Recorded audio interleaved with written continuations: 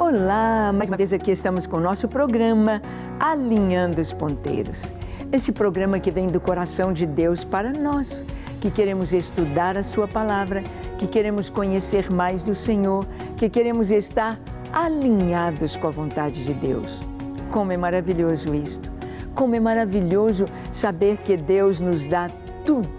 Coloque em nossas mãos a Sua Palavra, nos ensina, nos dá o Seu Espírito Santo. Mas nós estamos acompanhando isto, como chegamos a ter tudo isso através da história contada nas Escrituras, a história da Igreja. Sim, estamos estudando o livro de Atos dos Apóstolos, versículo por versículo, vendo a história da Igreja. E dentro da história, no programa de hoje, conversaremos sobre Pedro. Pedro anuncia a obra de Cristo. Pedro traz a sua primeira mensagem, a mensagem na igreja do primeiro século. Uma mensagem que trouxe mudança de vida em tantas pessoas e na própria Jerusalém. Vamos ver? Deixe o seu coração aberto para Deus, pronto para ouvir o Espírito Santo lhe falar. O programa Alinhando os Ponteiros já começou.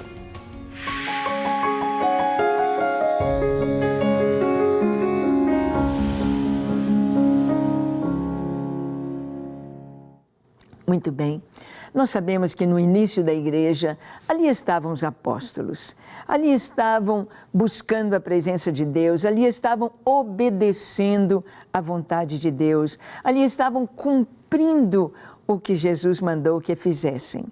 Então, no capítulo 1 do livro de Atos, nós vamos ver os apóstolos juntos em Jerusalém, juntos orando, unânimes, reunidos, orando dia e noite, para que se cumprisse a profecia, a promessa do Pai da vinda do Espírito Santo.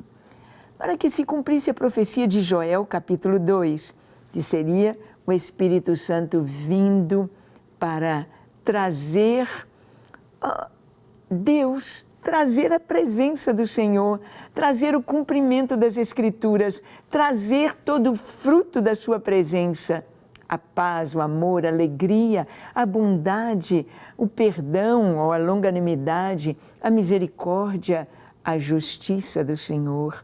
Eles estavam aguardando a vinda do Espírito Santo. E nós vimos como que no capítulo 2, depois que eles tiveram aquele tempo de oração, no dia de Pentecostes, o Espírito Santo veio. Estavam fechados ali, portas, janelas, tudo fechadinho, com medo dos judeus, orando e talvez à noite, vamos orar baixinho, para não chamar a atenção de ninguém. Então estavam ali orando. E no dia de Pentecostes, quando se cumpriu aquela festa, no dia de Pentecostes, 50 dias depois da Páscoa, 50 dias depois da morte do Senhor Jesus. Estavam ali reunidos, estavam em oração, ouviram um som como de um vento impetuoso que encheu toda a casa e viram repartidas sobre a cabeça de cada um deles, de cada um, línguas como que de fogo. E então começaram a falar em outras línguas, segundo o Espírito lhes concedia que falassem. E eles estavam falando das grandezas de Deus. E eles estavam falando em diferentes idiomas. Isso mesmo, em diferentes idiomas. E não aguentaram ficar ali dentro. O Espírito Santo os encheu de tal forma que saíram para fora.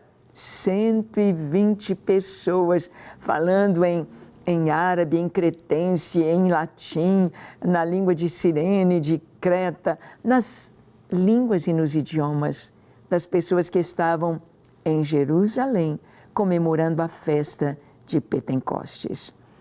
E aquilo foi tão tremendo que chamou a atenção de todo mundo. Chamou a atenção.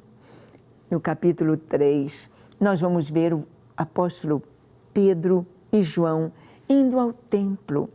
E quando eles vão, encontram um aleijado no caminho sendo colocado na porta do templo, pedindo esmola.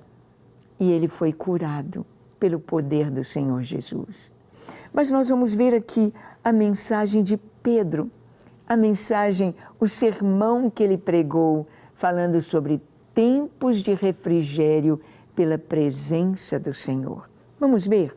Abra sua Bíblia em Atos capítulo 3, nós vamos ler os versículos 20 e 21. Dizem assim: a fim de que, da presença do Senhor, venham tempos de refrigério e que envie Ele o Cristo, que já vos foi designado, Jesus, ao qual é necessário que o céu receba até os tempos da restauração de todas as coisas de que Deus falou por boca dos seus santos profetas desde a antiguidade. Pedro está falando que pela presença do Senhor viriam tempos de refrigério. O que significa isso, tempos de refrigério? Nós conhecemos o Salmo 23, que nos diz: o Senhor é o meu pastor e nada me faltará. O salmista diz: deitar-me faz em verdes pastos, guia-me mansamente a águas tranquilas, refrigera a minha alma. Nós temos o refrigerador ou a geladeira que tem essa capacidade de fazer as coisas ficarem geladinhas. Como é gostosa uma água geladinha, um suco geladinho em tempos de calor. Refrigerar.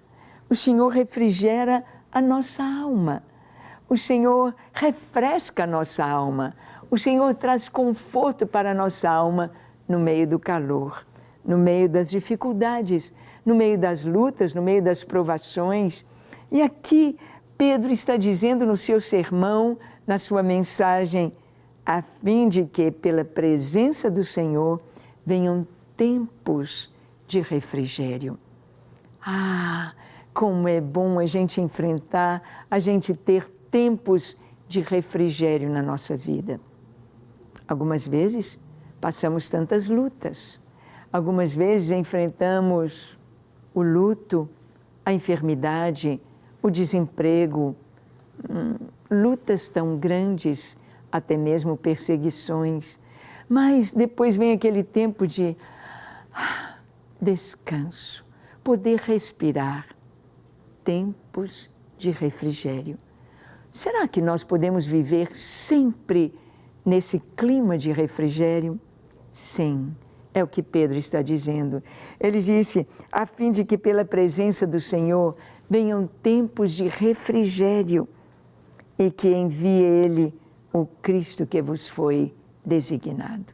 Sim, o Senhor está nos dizendo que essa presença do Senhor traz para o nosso coração paz. Esta paz, como diz aquela canção, esta paz que eu sinto em minha alma, não é porque tudo me vai bem. Esta paz que eu sinto em minha alma é porque eu sirvo a um Deus fiel. É isto que Pedro está dizendo. Os tempos de refrigério, eles vêm exatamente daí. Eles nos vêm quando nós buscamos a Deus, quando nós nos encontramos com Ele, quando nós permitimos que o Senhor nos encha com a sua graça. E nós podemos mesmo buscar ao Senhor de todo o nosso coração e viver nesse clima, esse clima de refrigério. No meio da tempestade, no meio da luta, no meio da provação, no meio da dificuldade, nós podemos contemplar o nosso Deus. E a presença dEle nos basta, a presença dEle nos enche de doce e maravilhosa paz. É isso que Pedro está dizendo.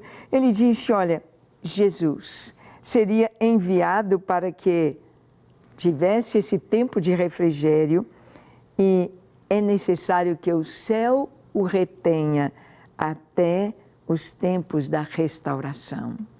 Jesus ascendeu aos céus. Primeiro ele deu sua vida no Calvário, ressuscitou, assentou-se à direita da majestade, assentou-se à destra do Deus Todo-Poderoso. à destra do Pai, e a promessa de que Ele voltará. Jesus voltará. Jesus voltará para reinar. Jesus está cumprindo tudo o que a Escritura nos diz. Ele foi profetizado por Moisés. Olha o que a Bíblia nos diz, seguindo o texto aí de Pedro. Em Atos 3, 22 a 24, nós lemos: disse na verdade Moisés: o Senhor Deus vos suscitará dentre vossos irmãos um profeta semelhante a mim. A ele ouvireis em tudo quanto vos disser. Acontecerá que toda alma que não ouvir a esse profeta será exterminada do meio do povo. E todos os profetas, a começar com Samuel, assim como todos quantos depois dele falaram, também anunciaram estes dias. Bem, Pedro está falando aqui para todos aqueles judeus em Jerusalém. Está falando sobre Jesus. É a primeira mensagem para Jerusalém. É a primeira vez que eles estão ouvindo o Evangelho que Jesus de Nazaré era o Cristo, o Filho de Deus, prometido nas Escrituras. Quando os discípulos souberam que Jesus havia ressuscitado, muitos deles não creram. E o próprio Jesus se coloca no caminho com dois deles ali no caminho de Emaús. Jesus se coloca ali e começa a conversar com eles. Por que vocês estão tristes? O que preocupa vocês? E eles disseram: você é o único peregrino em Jerusalém que não sabe as últimas notícias, o que aconteceu aqui em Jerusalém? As últimas notícias, Jesus disse: quais? Sobre Jesus de Nazaré, como era um homem bom. Nós esperávamos que ele fosse remir Israel, que ele fosse ser o rei dos judeus, que ele se assentasse no trono, que ele tirasse os romanos e que ele fosse entronizado como rei. Mas hoje é o terceiro dia desde que ele morreu. Umas mulheres falaram que ele ressuscitou e apareceu a elas, E Jesus diz: honestos e tardos de coração, para crer em tudo que a Escritura diz. E começando por Moisés e pelos Salmos, Jesus então lhes anunciou que era necessário que o Cristo padecesse. Era necessário que ele fosse morto. Era necessário que ele ressuscitasse ao terceiro dia. E assim foi. Jesus, quando falava para aqueles discípulos, o coração deles ardia, porque era o próprio Senhor. E aqui Pedro, ele também toma Moisés e disse: olha, lembra o que Moisés disse? Moisés disse que Deus suscitaria um profeta semelhante a ele, e quem não ouvisse seria morto. Pois este profeta é Jesus, Jesus de Nazaré. Moisés falou a respeito dele. E é tão interessante que Jesus realmente, assim como Moisés, ele trouxe para Israel tantos sinais. Moisés foi aquele homem que falava face a face com Deus. Jesus, pelo menos 2 vezes no meio da multidão, eles puderam ver o Pai falando com o próprio Senhor Jesus. No batismo de Jesus, os céus se abriram. O Espírito Santo desceu sobre ele em forma corpórea de pomba e ouviu-se a voz do Pai dizendo: este é o meu Filho amado, em quem me comprazo.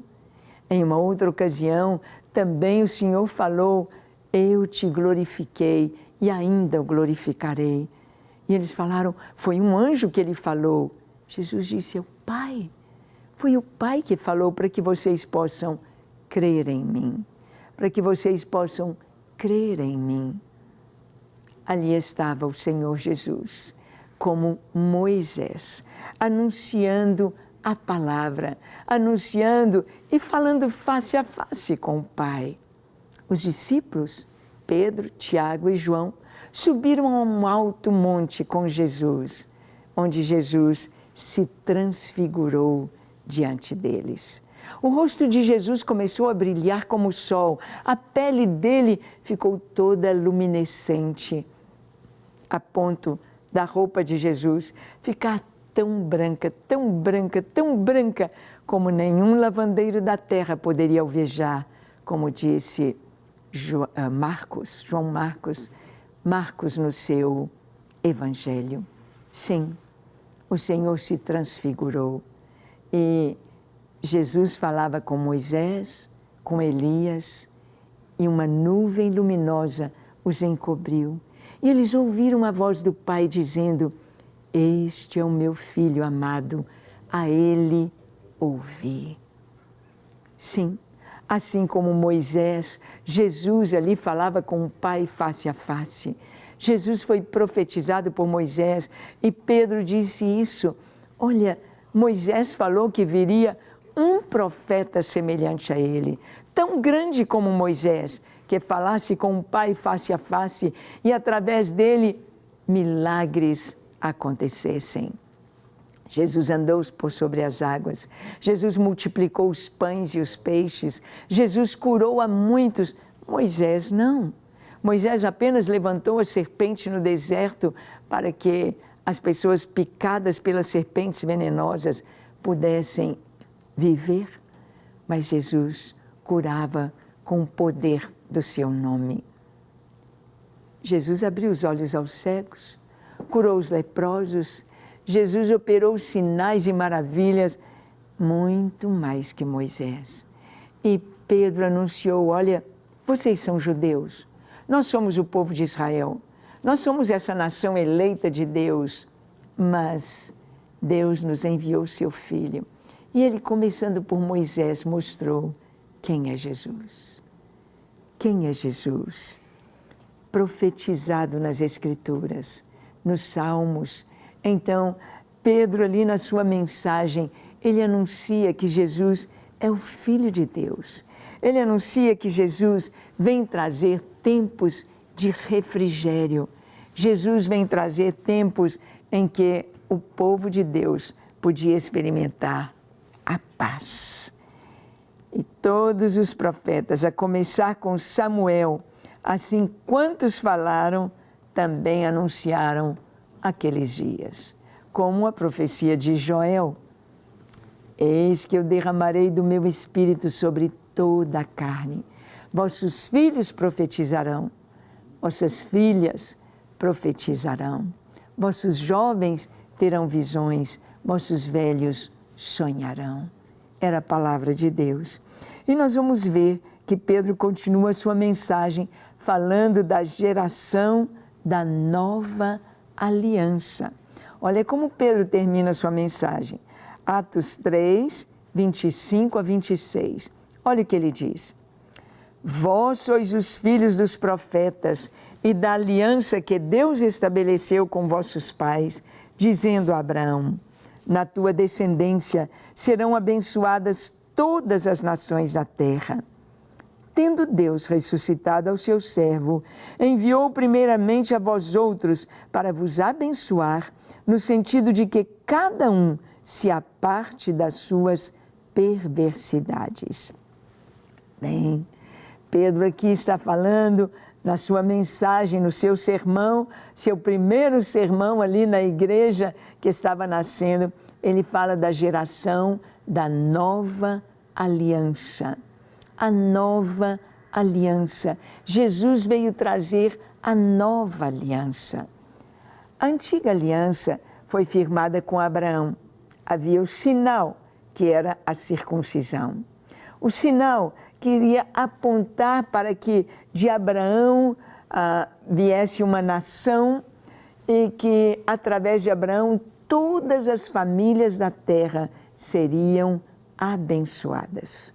Abençoadas. Era a velha aliança, baseada em sangue, em derramamento de sangue, em holocaustos. Para adorar ao Senhor havia sacrifícios de animais, de ovelhas, de bezerros, de novilhos, de bodes. Havia o derramamento de sangue. A lei foi firmada ali com Moisés. E nós vamos ver que a nova aliança, profetizada principalmente por Jeremias, vai nos falar que a antiga aliança foi escrita em pedra. A pedra é fria, mas agora a nova aliança seria escrita no coração. O coração é quente, o coração tem vida, o coração pulsa, o coração é gente, é vida. A lei do Senhor agora, a palavra do Senhor agora é escrita no nosso coração, dentro de nós. Pulsa do nosso interior e flui como rios de águas vivas. É a nova aliança. E aqui o Pedro está dizendo: vós sois os filhos dos profetas e da aliança que Deus estabeleceu com vossos pais, com Abraão, dizendo: na tua descendência serão abençoadas todas as nações da terra. Como? Como poderiam os judeus ser bênção para todas as nações da terra? Através do seu descendente, Cristo. Cristo, um descendente especial que nasceu de uma virgem. Ele deveria nascer em Belém da Judéia. Ele deveria cumprir tantos requisitos. Ele deveria ser da tribo de Judá. Ele deveria ser descendente de Davi. Ele deveria nascer em Belém e deveria, pequenino ainda, ser levado ao Egito.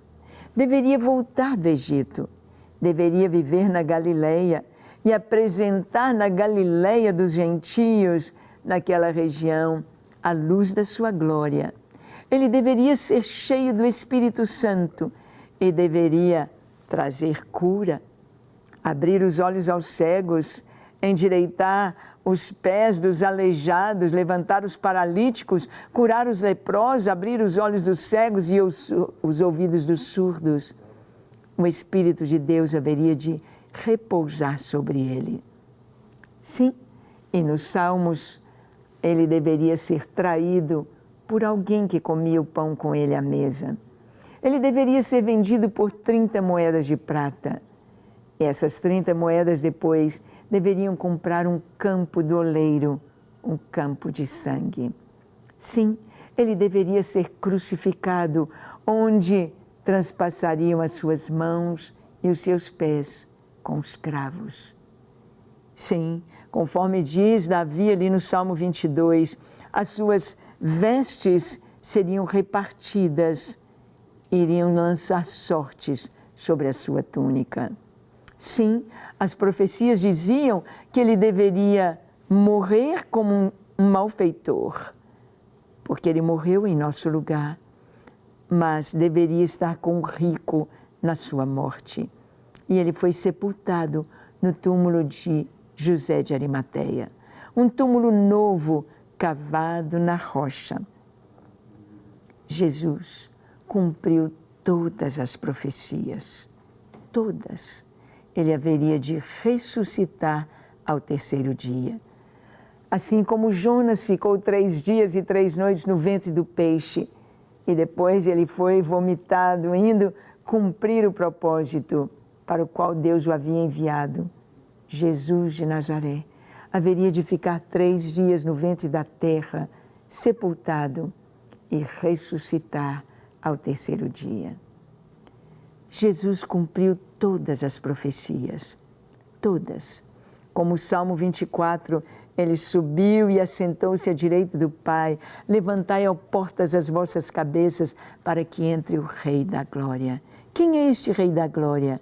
Jesus, o Senhor forte e poderoso. Poderoso nas batalhas. Ele venceu. Ele venceu. É o que Pedro disse. Olha, Deus o ressuscitou para vos abençoar, no sentido de que cada um deixe os seus pecados. Jesus veio para mim, para você. Esta foi a primeira mensagem pregada na igreja cristã em Jerusalém. Você já recebeu a salvação em Jesus? Já vive nesse ambiente, nesse clima de tempos de refrigério, paz, apesar de... Então, que tal orar? Vamos orar? Que tal entregar a sua vida agora a Jesus? Que tal receber a sua paz e a certeza de salvação? Feche seus olhos, curve sua fronte, se for possível, se ajoelhe e ore comigo, dizendo assim: Senhor, eis-me aqui em Tua presença, eu abro meu coração. Entra na minha vida, Senhor, contempla-me, perdoa os meus pecados, lava-me, purifica-me, dá-me um novo coração. Eu preciso de Ti, preciso do Teu amor, preciso da Tua paz, preciso da Tua presença. Lava-me, perdoa-me, encha-me com a Tua graça, dá-me a alegria da salvação. Dá-me, cada dia, o Teu Espírito Santo para me ensinar a ser santo e puro diante de Ti. Obrigado, Senhor. Minha vida é Tua, com tudo que sou, com tudo que tenho. Recebe-me, em nome de Jesus. Amém, amém e amém. Graças a Deus. É isso aí. Nosso Deus, esse Deus de amor, esse Deus salvador. Fique firme, leia a palavra, ore, louve, adore e viva em tempos de refrigério, aconteça o que for. E até o nosso próximo encontro, quando aqui estaremos com você, compartilhando a palavra de Deus e o que Ele nos ensina para estarmos alinhando os ponteiros do nosso viver. Deus te abençoe.